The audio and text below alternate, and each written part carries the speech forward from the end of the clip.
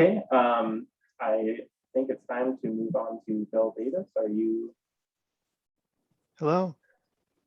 Hey, hello? Yes. Okay, I there you hear are. you. Can you hear me? I Perfect. hope. Okay, good. Okay, so Bill Davis is a photographer based out of Kalamazoo, Michigan, correct? And Correct. got his MFA at Tyler University. He has work exhibited both nationally and internationally in collections, including the Ukrainian Museum of Photography, the University of Louisville, and the Czech Guild of Art and Ceramic Design. Bill also co-founded the Oculus Photographic Arts Group. So with that, I will turn it over to you. Hello. I want to thank Dana, and I want to thank Ryan for all the work they did to bring this exhibition to the students. And I do want to tailor some of my comments to what I think I remember life was like as a student and life as an artist. So first of all, I'd like to say that this No Dark in Sight project, it's a kind of a personal story about a public health crisis.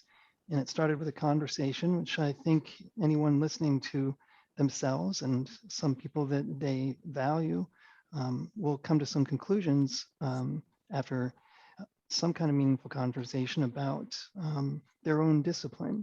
And this conversation was more of a challenge when a friend of mine and a mentor asked me to look at my discipline, photography, that I've been involved with for 37 years now on a pretty committed and professional level, and see where it might intersect with some of the benchmarks or pillars of sustainability. So that would be economic, social, and environmental.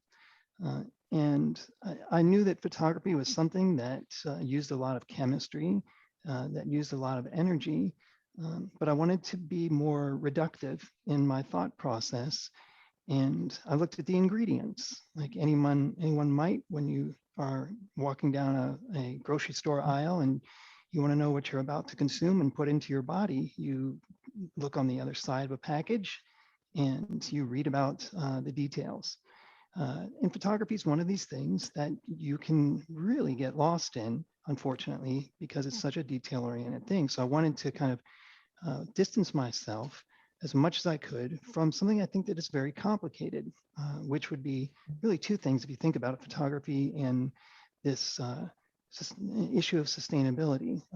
It's physical and it's virtual, and you can kind of smell it and taste it and feel it, but at the same time, it's hard to exactly identify. So he challenged me to go on my back porch and just meditate for a little while on how photography intersects with some of the things that, as a maturing artist, I began to take more seriously. So that came down to the ingredients of time and light. Right. So if you were to take photography and see it on a store shelf and turn it around, those would be the two things that go into it. You'd have to say maybe glass to bend light, right? So those are the things I started to think about on my back porch. And I thought, well, light. I was trained to see light as nothing but a good friend. Like my best friend was going to be light because that's what you needed to make photographs. But then it became a frenemy when I noticed that there was more light in the troposphere at night than there needed to be, which led me down the path of exploring light at night and artificial light and circadian rhythm and biology and medicine and psychology and all these things that I began to discover just from casually looking at my neighbors' lights at night. And I thought, well, I think I could turn this into a project.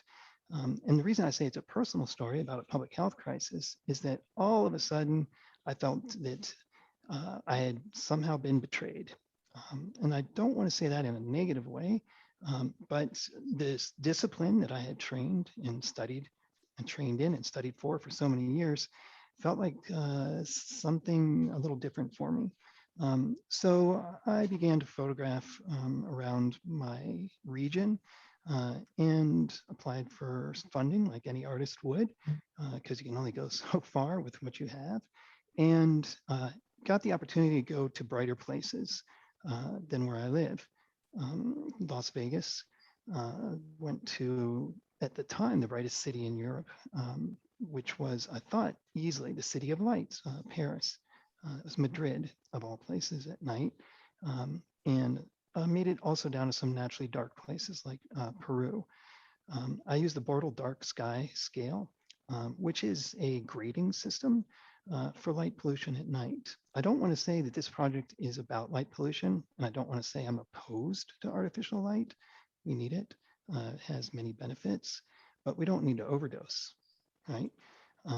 And I basically began to photograph in places that I noticed were also zoned for commercial industrial lighting in residential areas at the same time. So I mentioned earlier the environmental, the social, and economic impact of any discipline in sustainability. And I thought, wow, there is a social component to my discipline, right? Photography means to write with light, right? So this is like graffiti in the night sky. We're writing the novel of an unsustainable species, right? Humans, and how we treat the night. So that's why I say like this is humanity's vision for itself. And the bottom line is like when night looks like day, we have a really serious problem, right? And not only humans, but all the other things that make us whole in our completely biodiverse system, right? And knowing I'm not a scientist, knowing that I come at things the way an artist would, and someone who worked in the studio for many years, I spend all of my time with, oddly, artificial light. Going out into the world to make photographs was a daunting experience for me, but a worthwhile one. And about here we are, here I am, about 6 years into the project. And I've made my way through other ones, but I don't think this one's quite over. I just wish that Edison, as an example, had just given us a playbook and some warnings. There are many inventions that we value, but we need to also look at the other side of that coin and ask ourselves, does the invention take us too close to an unfriendly edge? And I feel like that's what I'm doing. I'm walking closer, learning more, to getting closer to this edge of learning some of the consequences of my discipline. And it's a bit of an identity crisis, not only for the way I see photography, but the way we talk about it and the way we critique it and the way we historicize it.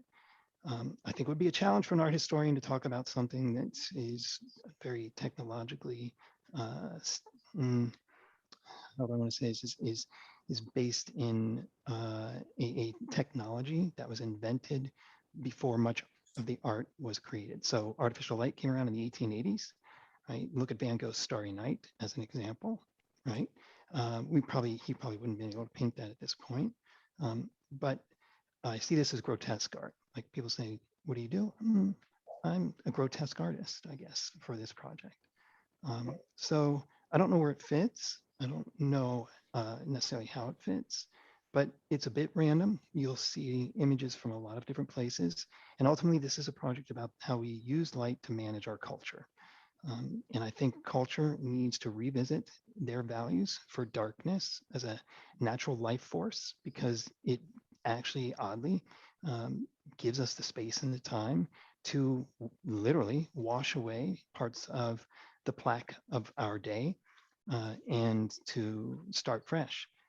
And you see, when you don't have that darkness, then you can't start fresh. And I'd like to see this project not on a wall in a gallery as much as in everyone's hearts and minds as a way to create change. Art shouldn't be, as students, I don't think you should be making art for the sake of art. Right? You need to be making something that has a positive community impact. I can't say that I have always had that, but I try. So if you have any questions, I'm more than glad to take them.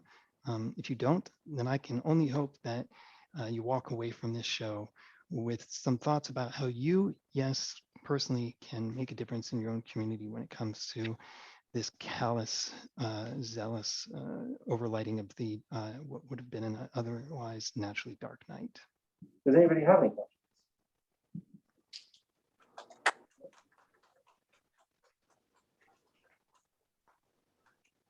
Okay, well, Bill, thank you so much. Thank you.